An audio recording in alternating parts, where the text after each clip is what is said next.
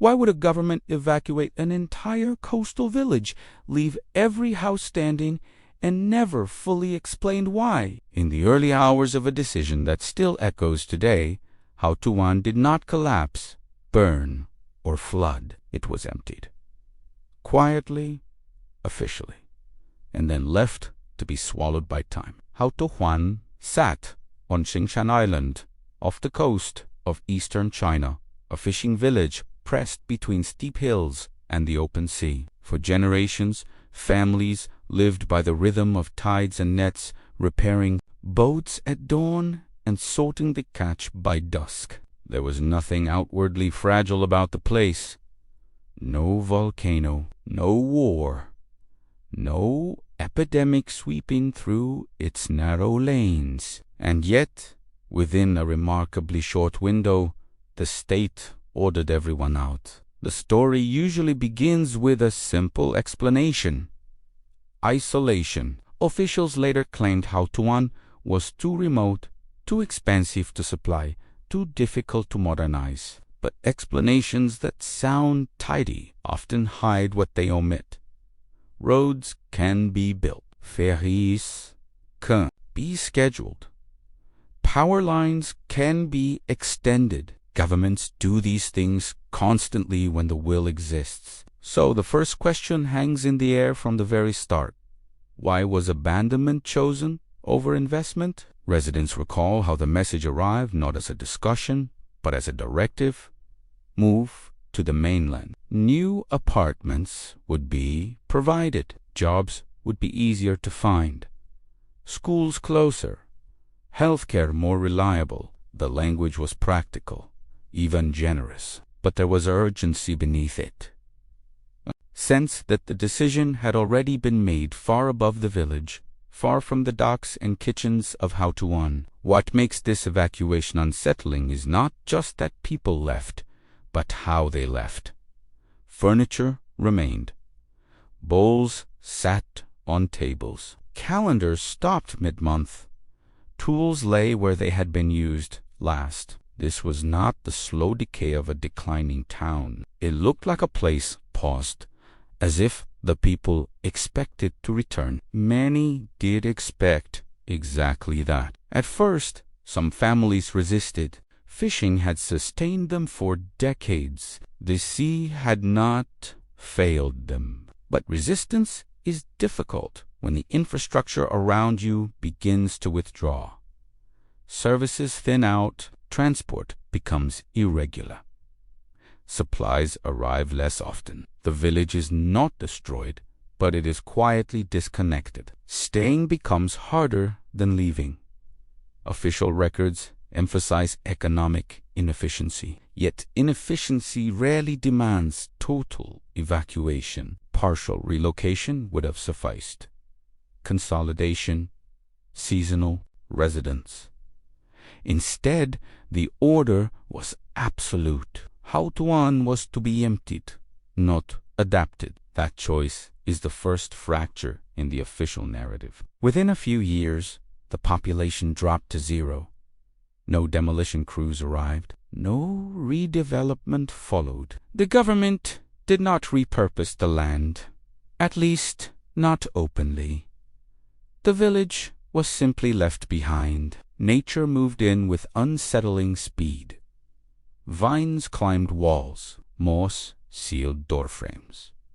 Trees rooted through floors. From above, Houtouwan began to look less like a settlement and more like a ruin from another era. This creates the second disturbing question. Governments rarely abandon assets without a reason. Buildings are materials. Land has value. Strategic coastlines are rarely ignored. So why allow an entire village to rot in plain sight? Some point to geography. Xingshan Island sits near important maritime routes. Others note its proximity to sensitive waters, areas of shipping, traffic, naval movement, and economic corridors. These are observations, not accusations. But history shows that when civilian populations are removed from strategic locations, the stated reasons often only tell part of the story. There is also the matter of silence. Unlike disasters that produce reports, inquiries, and memorials, Houtouwan slipped into obscurity. No public reckoning, no detailed justification released to satisfy lingering doubts. The evacuation became a footnote, not a case study, and footnotes are where uncomfortable truths often hide. As the years passed, photographs of the overgrown village spread online. Tourists arrived, drawn by the eerie beauty of a place reclaimed by green. The state allowed the limited access, controlled and framed as harmless exploration. But even tourism raises questions. Why permit visitors if the site is meaningless? And if it is meaningful, why was it emptied in the first place? Houtouwan stands today as a contradiction, a place officially described as unviewable yet structurally intact, declared obsolete yet carefully left standing, empty yet watched. Every boarded window and vine-covered staircase seems to ask the same thing.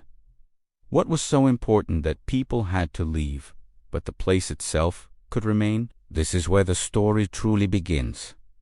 Not with ruins, but with decisions. Not with decay, but with intent. To understand Houtouwan, we have to rewind further back to the life that once filled these houses and the subtle pressures that made leaving feel inevitable. This story already feels unsettling. It should. Cases like Houtouwan are not just about abandoned buildings, they are about decisions, power, and truths that are never fully explained. Take a moment to comment what you think so far. Do you believe this evacuation was really about isolation and economics, or do you sense that something far more strategic was at play? Understanding stories like this only matters if we question them together. So leave your thoughts, share your perspective, and if this investigation is holding your attention, make sure to like the video and subscribe so you do not miss what comes next. Before it became a symbol of silence and overgrowth, Houtouwan was not a dying place. It was not a village on the edge of collapse, nor a community waiting to disappear. It functioned quietly but steadily, bound together by routines that had changed little over decades. To understand why the evacuation still feels suspicious, you first have to understand how normal life in Houtouwan actually was. The village was built into the steep slopes of Shengshan Island, its houses stacked in narrow tiers facing the sea. This was not accidental. Every angle served a purpose. Rooflines blocked wind, stairways followed the terrain. From the highest homes, residents could see fishing boats returning at dusk, their outlines cutting across the water like moving shadows. Below, small docks handled daily landings, repairs, and departures. Life here was shaped by geography, but it was not crippled by it. Fishing was the backbone of Houtouwan's economy. Most families owned or shared boats, and skills were passed down informally, learned through observation long before adulthood. Children grew up knowing tides, weather shifts, and seasonal patterns. The sea was not romanticized. It was respected, sometimes feared, but always understood. The catch was sold locally and sent to nearby markets. Income was modest, but consistent. There is no record of widespread poverty, famine, or economic collapse in the years leading up to the evacuation. Daily life followed a predictable rhythm. Mornings began early. Nets were checked, boats launched, and fish sorted by mid. Afternoons were quieter, spent repairing equipment, preparing food, or tending small household gardens carved into whatever flat ground could be found. Evenings brought people together. Conversations happened in doorways and on shared steps. The village was small enough that everyone knew who belonged there. Crucially, Houtouwan was not cut off from the world. Ferries connected the island to the mainland and nearby islands. Supplies arrived regularly. Children attended local schools or traveled short distances for education. Medical care was basic but available, as it was in countless other rural coastal communities. Isolation existed, but it was relative, not absolute. Many places, far more remote, continued to operate without forced relocation. This is where the official explanation begins to weaken. Governments often tolerate logistical inefficiency when communities are stable. Infrastructure improvements are usually framed as long-term investments, not reasons for abandonment. Yet in Houtouwan's case, there was no gradual plan, no phased transition, no extended period of decline that might justify urgency. The village was functioning, then suddenly designated unsustainable. Residents recall subtle changes before the evacuation order became explicit. Ferry schedules shifted.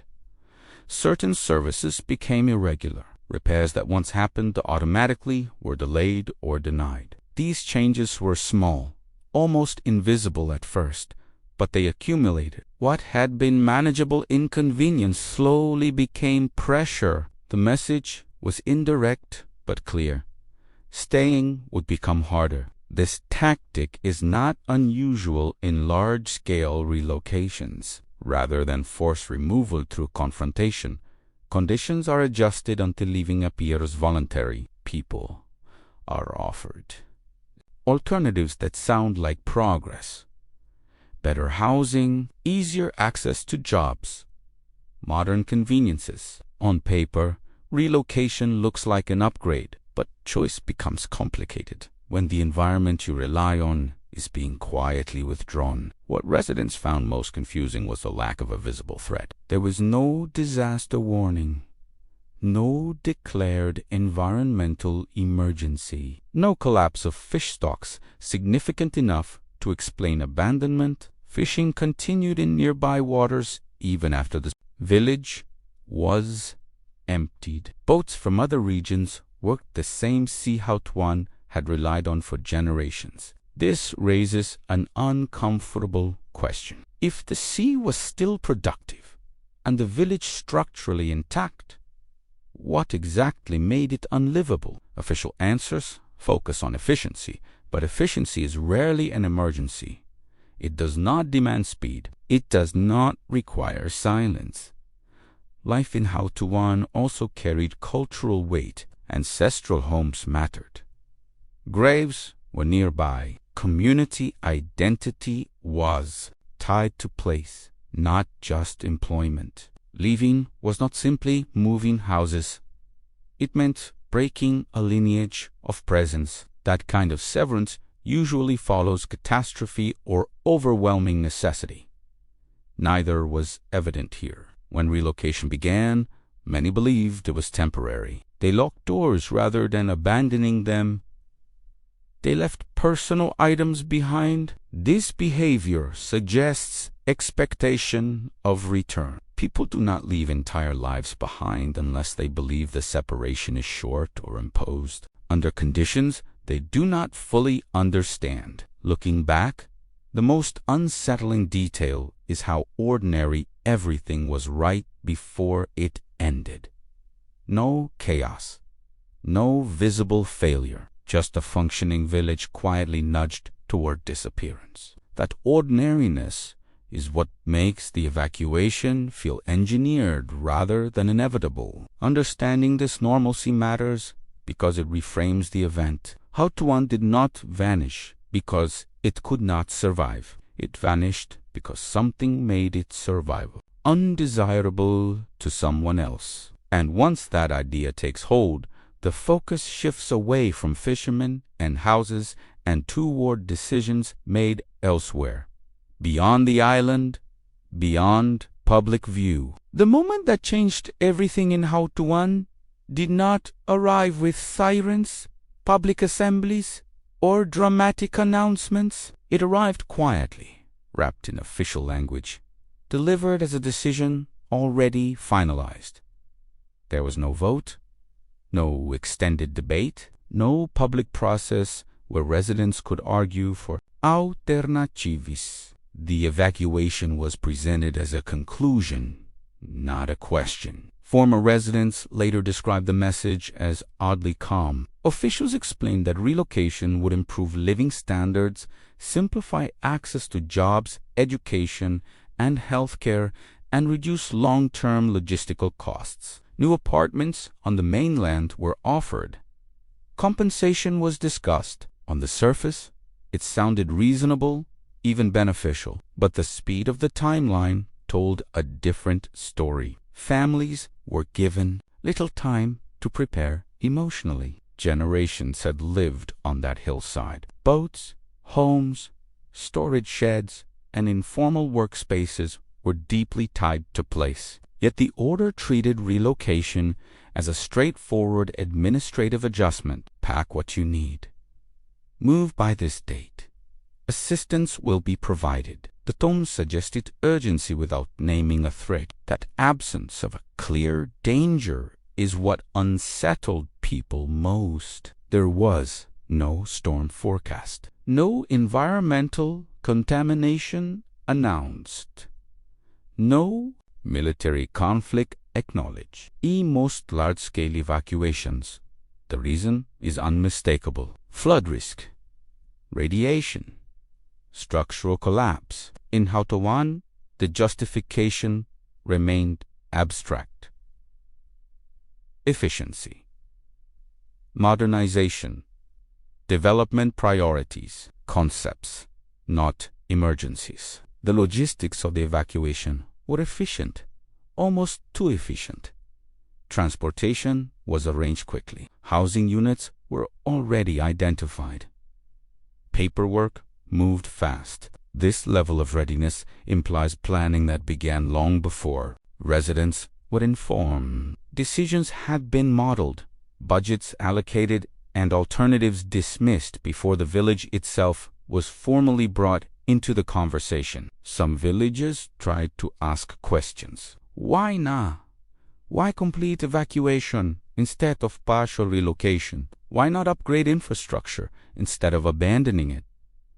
The answers were vague, often circular. The island was inconvenient.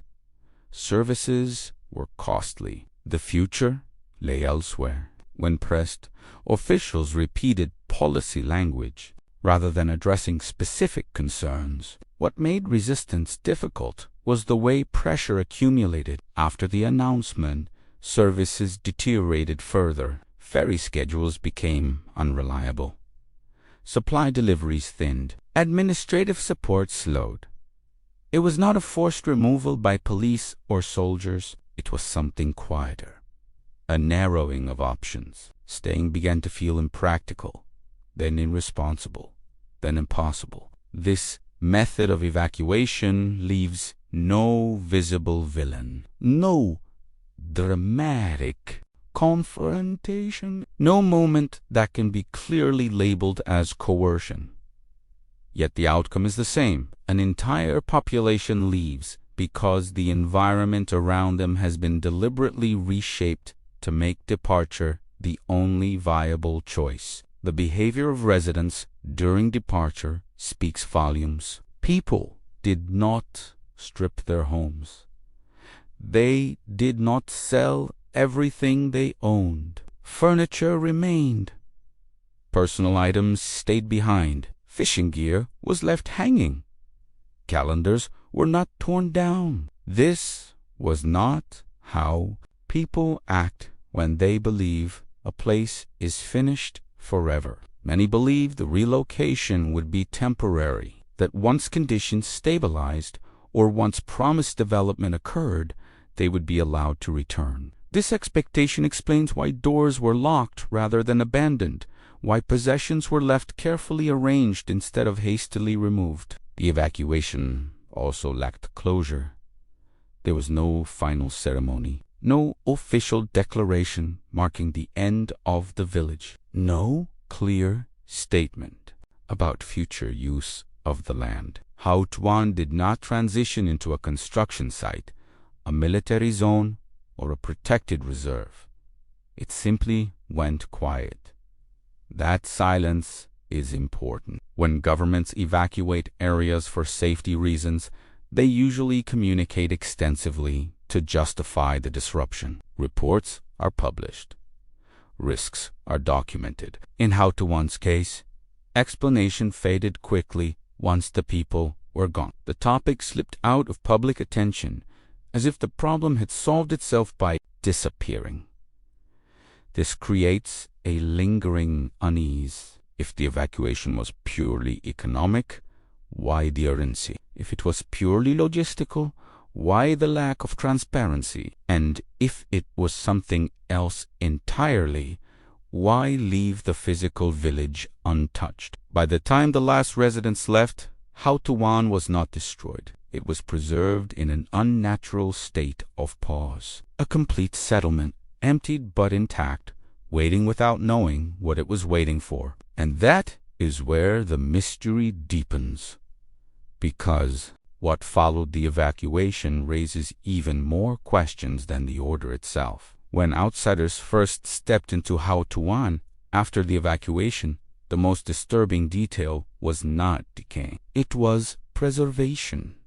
This was not a village worn down by decades of decline. It was a place frozen in the middle of life, as if the people had stepped away expecting to return the next morning.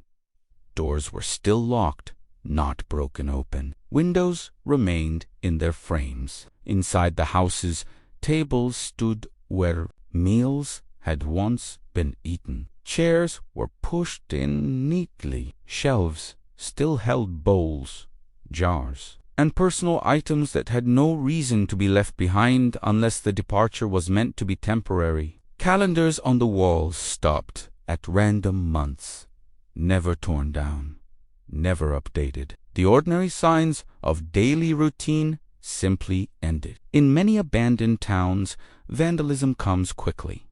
Materials are stripped. Roof tiles are taken.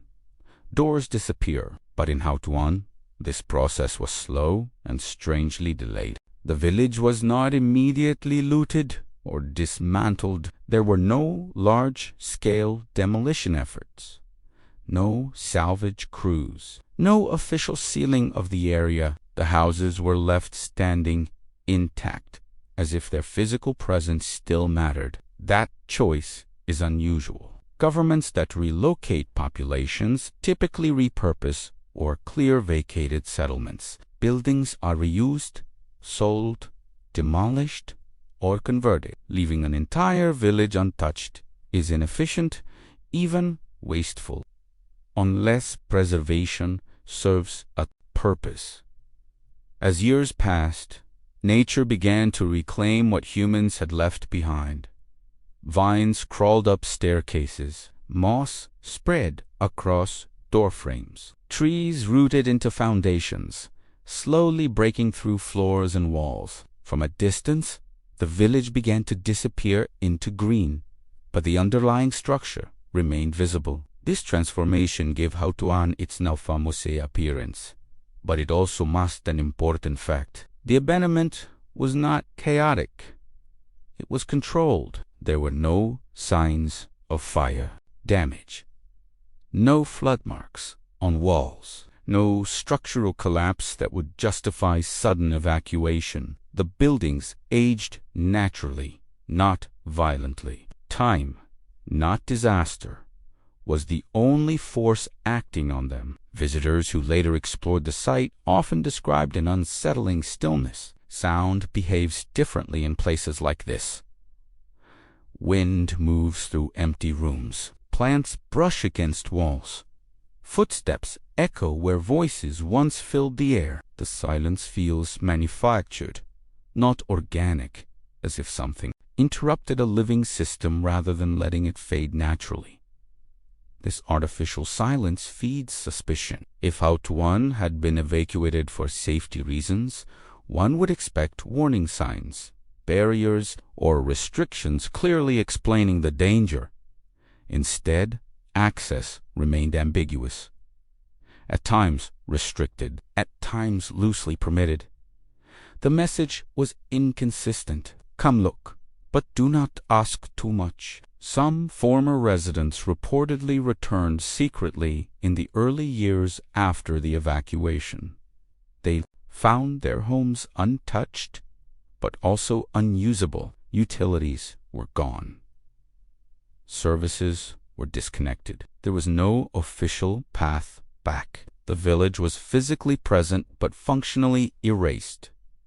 That contradiction is key. Houtouwan existed as a structure, but not as a place where life was allowed to resume. This is different from abandonment caused by economic collapse, where people leave because opportunity disappears, but return is still possible. Here, return was quietly prevented without being formally forbidden. The untouched condition of the village also raises logistical questions. If redevelopment was planned, why wait? If the land was valuable, why let it decay? Strategic locations are usually secured, not allowed to rot under vegetation.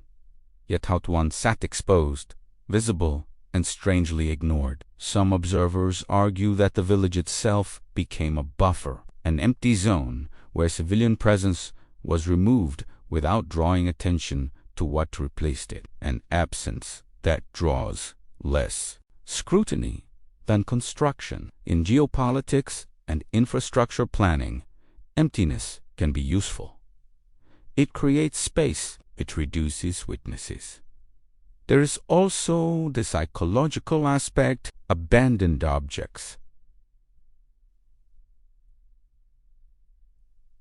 Humanize loss, a cup left on a table, a shoe near a doorway, a tool resting against a wall. These details provoke questions that official statements cannot easily answer. They remind us that decisions labeled as policy ripple into lives that do not appear in reports. Houtouwan's silence feels deliberate because it was not accompanied by narrative closure. No explanation was offered to match the scale of the disruption. No memorial acknowledged the community that had been dissolved. The village was erased administratively, but its physical body remained behind, contradicting the idea that it no longer mattered. This unresolved presence turns the site into a question mark rather than a relic. It asks why a government would remove people but keep the shell of their lives intact. Why?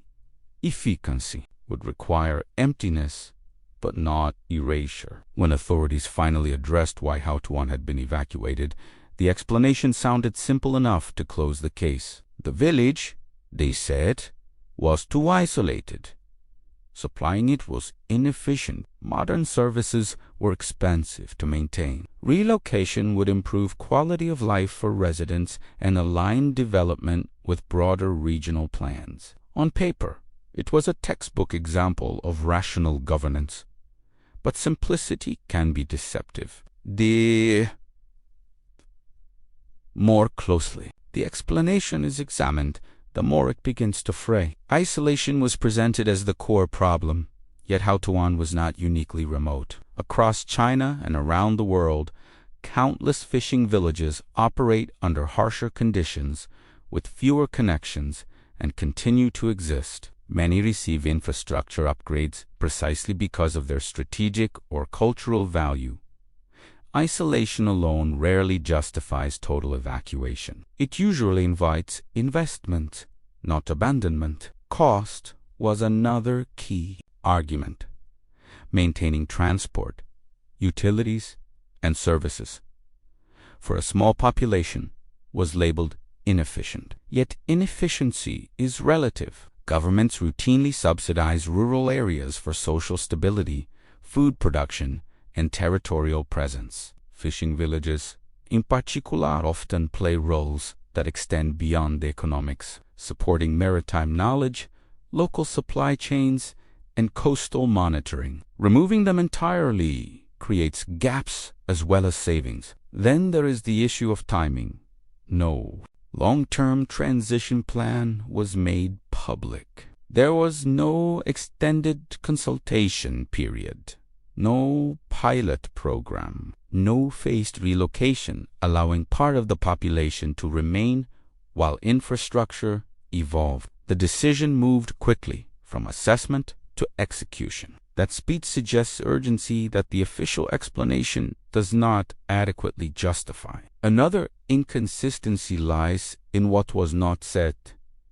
There were no claims of environmental contamination, no warnings about dangerous geology, no public mention of overfishing severe enough to collapse livelihoods. The sea did not fail Houtouwan. Fishing continued in surrounding waters after the village was emptied. If sustainability was the concern, why remove the people most familiar with managing those resources? The explanation also avoided addressing why the village itself was left intact. If the goal was efficiency, demolition or redevelopment would have followed. Instead, buildings were allowed to stand and decay slowly. That choice carries ongoing costs without providing immediate benefit, which contradicts the stated emphasis on efficiency. Residents who accepted relocation often did so reluctantly, trusting promises that the move would be reversible if conditions changed. Official statements did little to clarify whether return was possible. Ambiguity replaced clarity. In governance, ambiguity is rarely accidental. It allows flexibility without accountability. Over time, the explanation hardened into repetition. Media summaries echoed the same phrases: isolation, cost, modernization. Each retelling smoothed over unanswered questions, turning uncertainty into assumed truth. But repetition does not equal proof. It only creates familiarity. Comparisons with other relocations deepen the doubts. When governments evacuate communities for clear reasons, dams, mining projects, military bases, or disaster zones, documentation is extensive. Environmental impact reports, legal frameworks, compensation agreements, public records remain accessible because the state expects scrutiny. Houtouwan's evacuation left remarkably little trace of this process. This absence suggests that the official explanation may function less as a full account and more as a placeholder, a narrative sufficient to quiet inquiry without inviting deeper examination. It answers the surface question: why did people leave, while leaving the deeper one untouched? Why did they need to leave at all? The lack of follow-up compounds the issue. Years after the evacuation, no comprehensive report revisited the decision. No evaluation assessed whether a relocation achieved its stated goal. If the move truly improved lives and reduced costs, one would expect those outcomes to be documented and cited as success. Silence implies discomfort. Some observers argue that the explanation was intentionally narrow. By framing the issue as logistical, attention is steered away from strategic, political, or geographic considerations that are harder to discuss openly. Logistics can be debated in budgets. Strategy invites questions of power and intent. What remains is a gap between what was said and what was done. The words point to efficiency. The actions point to removal. And removal on this scale usually serves purposes that extend beyond accounting. When an official explanation feels complete, curiosity fades. When it feels insufficient, it lingers. Houtouwan belongs to the second category. The more it is explained, the less explained it seems. Beneath the surface of Houtouwan's evacuation lies a question that few official documents ever dared to address. Why this particular village, and why now? Geography alone provides clues, and when examined carefully, Houtouwan's position takes on an entirely different significance. Shenshan Island, where the village sat, is not merely a dot on the map. It occupies a critical point along the East China Sea, near maritime routes that connect major ports, shipping lanes, and economic corridors. Historically, such locations were valued not just for commerce, but for monitoring traffic, controlling access, and asserting territorial influence. Small villages might appear irrelevant, but in strategic terms, controlling population density can be as important as controlling land or sea. The village's structure amplified its significance. Houses perched on steep inclines overlooked the coastline. Residents could monitor incoming boats, track patterns of tide and wind, and even signal between elevated points. Generations had embedded local knowledge into daily routines, knowledge that is invisible to outsiders, but invaluable when considering maritime oversight. Empty the village, and that knowledge disappears from civilian hands. The area becomes easier to manage under state control. This perspective casts the evacuation in a new light. When relocation is presented purely as a measure of convenience or cost-cutting, it misses the potential strategic calculations. Removing the local population consolidated authority. Suddenly, access was easier to control. Observation points became unoccupied yet available for new purposes. Security risks associated with civilian presence, however minor, were eliminated entirely. There is also the economic dimension intertwined with strategy. Coastal villages like Houtouwan were traditionally resource hubs. Fishing fleets, docks, storage facilities, and informal trade networks existed quietly for decades, dispersing the population allowed oversight of these activities. Any remaining infrastructure could be repurposed without resistance. Abandonment might have seemed like a cost-saving decision, but it also provided flexibility for future initiatives, whether economic, military, or political. Proximity to larger administrative centers adds another layer. Houtouwan sits within reach of Zhejiang province's major cities, yet far enough to remain discreet. For a government intent on shaping coastal control while minimizing public scrutiny, this distance is ideal. The village is accessible, but not in plain view of mass observation. Actions taken there can be managed with fewer witnesses, fewer questions, and less international attention. Natural features contribute to the intrigue. Hills and cliffs surrounding the settlement create natural barriers and vantage points. From above, the village can be monitored without the infrastructure of modern surveillance. From below, the shoreline is clear and navigable. Such characteristics would not escape planners interested in both security and oversight. Environmental considerations intersect with strategic ones. Houtouwan's terrain is difficult for large-scale construction or dense settlement. The cost of maintaining modern infrastructure may have been presented publicly as justification, but that reasoning aligns conveniently with the desire to depopulate an area while leaving it structurally intact. The natural environment simultaneously complicates civilian life and preserves the physical village for controlled use. Additionally, historical patterns suggest that isolated yet strategically located villages often attract attention long after civilian life diminishes. Governments globally have shown a preference for consolidating populations, controlling strategic nodes, and repurposing spaces quietly. Houtouwan's abrupt evacuation fits this pattern,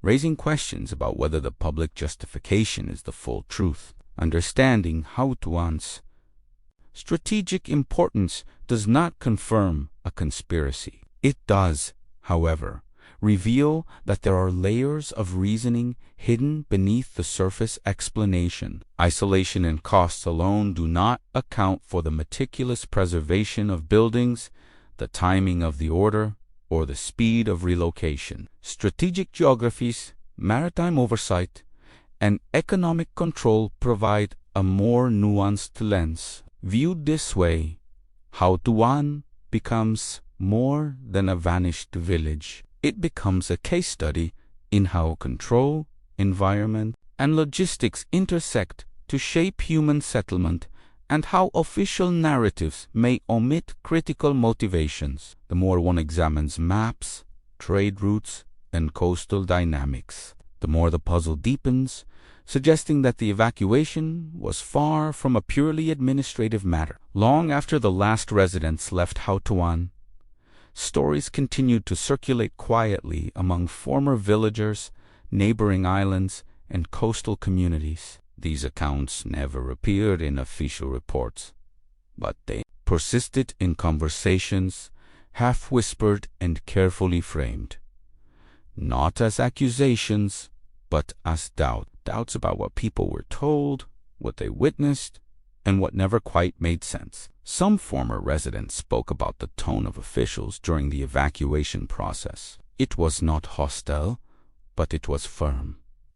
Questions were acknowledged without being answered. Requests for clarification were met with reassurances rather than details. The message was consistent. Trust the process. That insistence on trust, without transparency, left a lingering unease. When authority demands trust while withholding explanation, people remember. There were also rumors about increased activity around the island before the evacuation became public. Boats that did not belong to local fishermen were seen passing closer to shore. Occasional inspections by unfamiliar officials occurred, sometimes photographing the coastline or surveying areas above the village.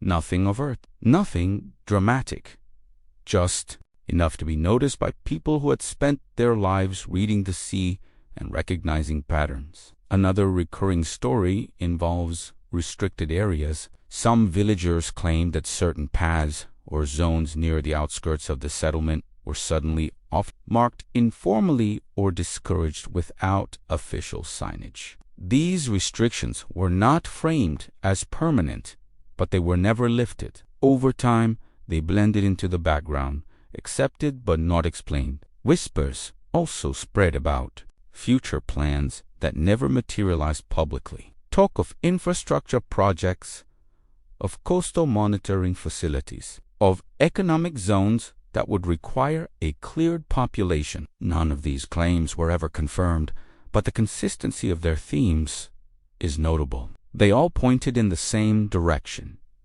Houtouwan was inconvenient not because it was failing, but because it was in the way. Former residents often expressed confusion rather than anger. Many accepted relocation because resisting felt futile, not because the reasoning felt convincing. Years later, some would say they never received a clear answer to a single question. Could they return? The lack of a definitive no kept hope alive, but hope without permission is a quiet form of control. In nearby communities, Houtouwan became a cautionary reference, a reminder that entire villages could vanish without disaster or war, that administrative decisions could erase generations of presence without leaving scars dramatic enough to provoke outrage. The lesson was not spoken openly, but it was understood. Even today, when tourists photograph the overgrown houses, locals often avoid discussing the reasons behind the evacuation, not out of fear, but out of habit. When explanations are absent for long enough, silence becomes normal. Silence becomes safer than speculation. Rumors thrive in that silence. Some say the village sits atop plans that never went public. Others believe it was part of a broader coastal consolidation effort.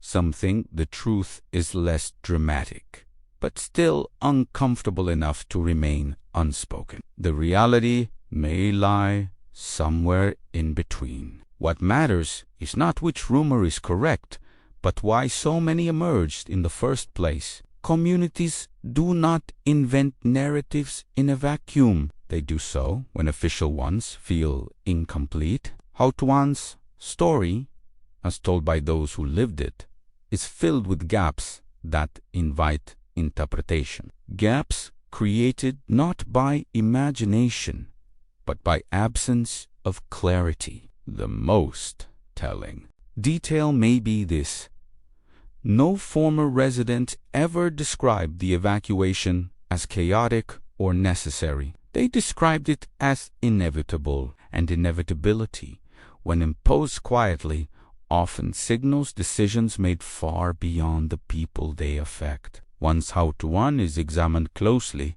it stops feeling like an isolated case. Its details begin to echo other evacuations around the world that were also explained as practical, temporary, or necessary, yet never fully clarified. Different countries, different political systems, but strikingly similar patterns. Again and again, the sequence repeats. A community is labeled inefficient, outdated, or inconvenient. Officials emphasize modernization, safety, or cost reduction. Residents are relocated quickly, often with promises of better living conditions elsewhere. And once the population is gone, the original site is left strangely intact, sealed in ambiguity rather than openly transformed. One of the most well-known examples is Pripyat in Ukraine, officially evacuated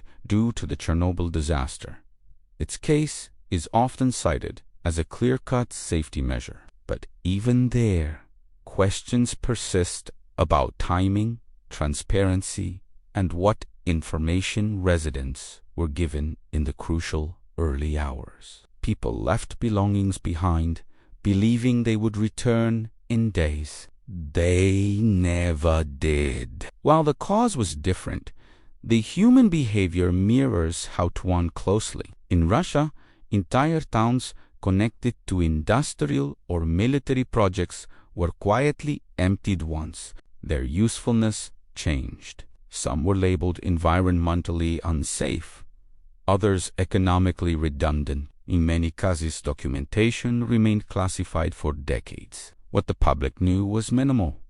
What the state knew was extensive. The gap between those two realities shaped the evacuation. China itself has a long history of relocation tied to development projects. Massive dam constructions displaced millions. Mining operations reshaped regions.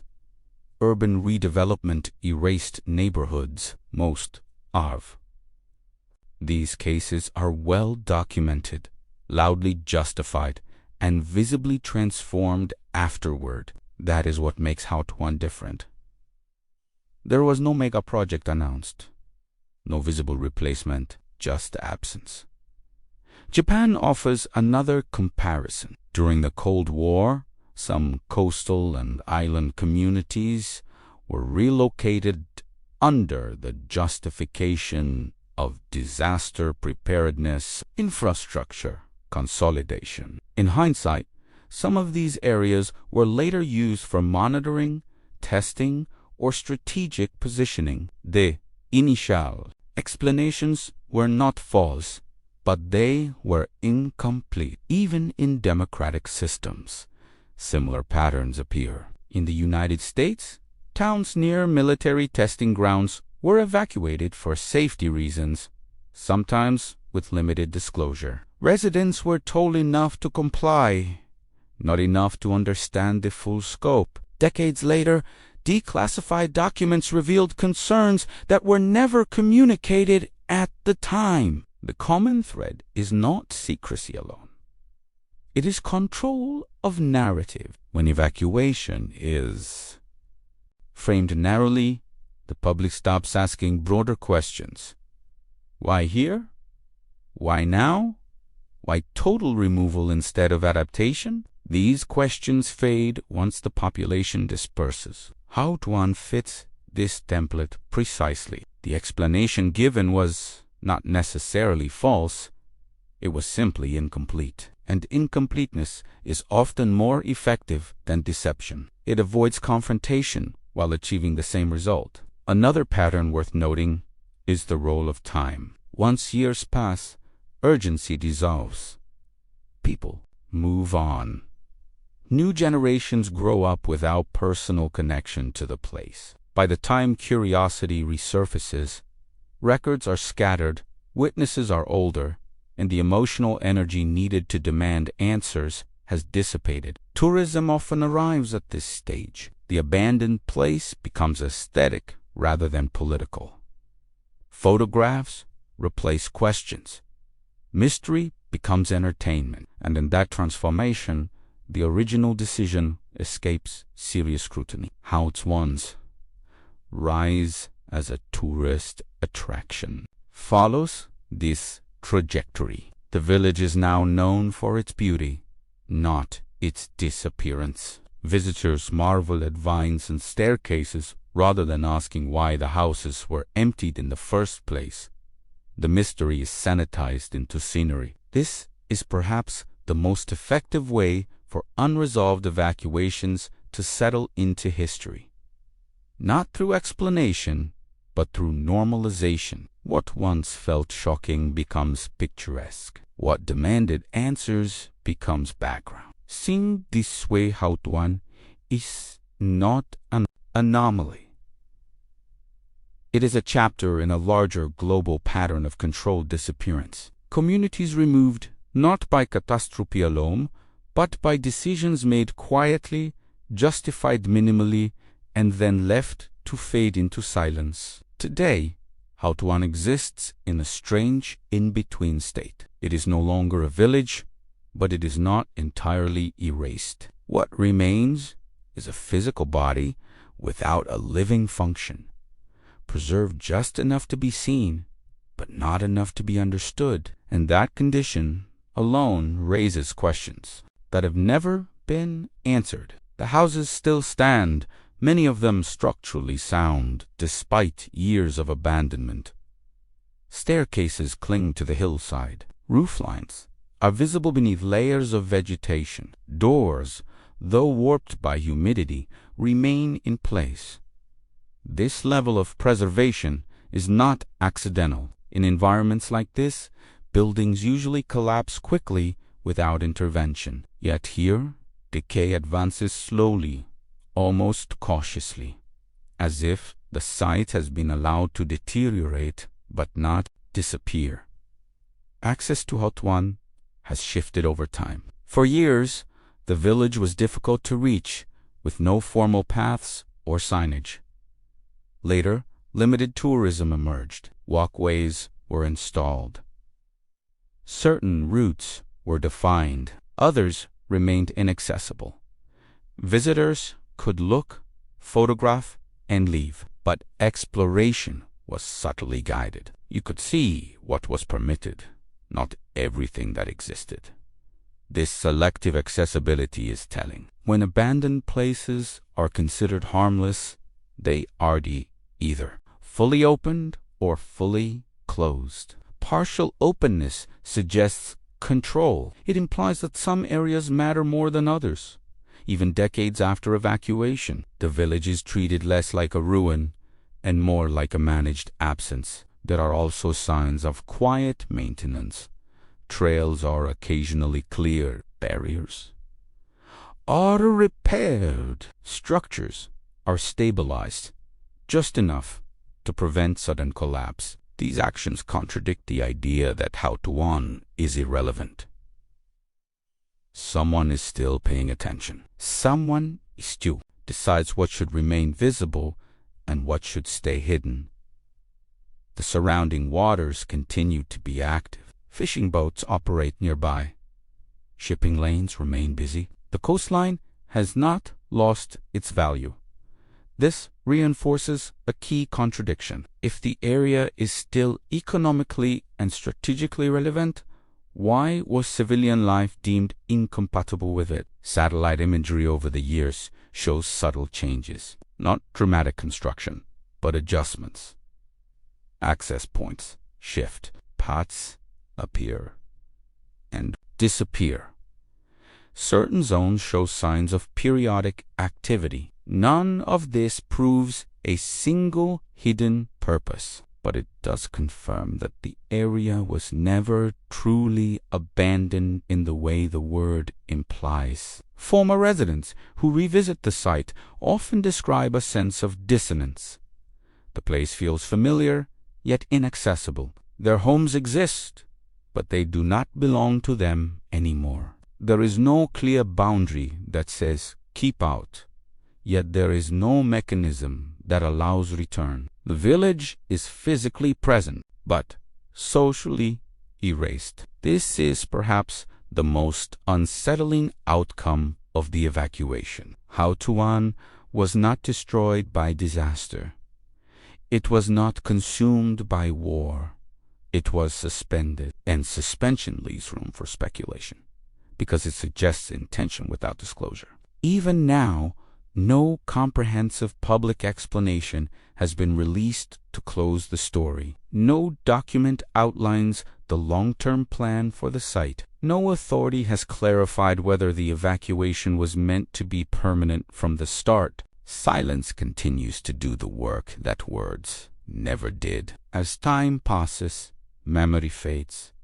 The people who lived their age, their stories become harder to verify. The village turns into an image rather than a question, and that may be the final stage of control. When curiosity is replaced by aesthetic fascination, accountability dissolves. What remains of Houtouwan is more than abandoned stone and wood. It is a reminder that places can be emptied without being erased, and that absence can be managed as carefully as presence. The village stands as a quiet marker of a decision that was never fully explained, still waiting, still intact, still unresolved. At the end of every investigation like this, there is always one question that refuses to disappear.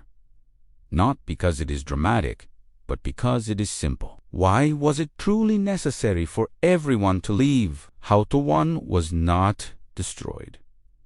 It was not contaminated. It was not collapsing under its own weight. It was functioning modestly, but steadily, until a decision intervened. That decision removed people, not structures. Life, not geography. And that distinction matters more than any theory layered on top of it. When governments act out of necessity, evidence usually follows. Data, risk assessments, public warnings. In Houtouwan's case, necessity was asserted, not demonstrated. The explanation stayed shallow while the consequence was total. An entire community erased administratively while its physical form was left to linger, like a question carved into the hillside. What makes this case particularly unsettling is how clean the outcome was. No images of chaos, no visible suffering broadcast outward, just quiet compliance, followed by silence. That silence did not come from destruction.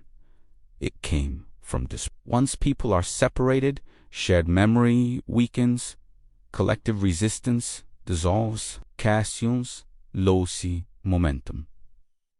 Over time, the narrative hardened. Houtouwan became a ghost village, a curiosity, a destination for photograph. And in that transformation, the original event was stripped of its political and human weight. Mystery replaced accountability.